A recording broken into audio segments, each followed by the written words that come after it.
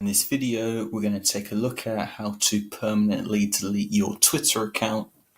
So I'm currently logged in and I'm going to click on my profile picture, and then I'm going to click on settings and privacy.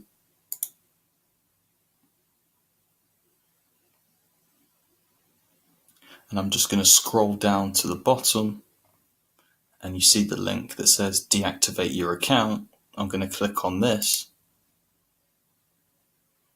So it says this will deactivate your account. You're about to start the process of deactivating your Twitter account. Your display name, username, public profile will no longer be viewable on Twitter, etc., etc. So you can restore your Twitter account if you accidentally or wrongfully deactivate for up to 30 days after deactivation. So as long as you don't reactivate your account within 30 days, your account will be permanently deleted. So I'm going to click the deactivate link. And then I'm just going to enter the password there and click deactivate account.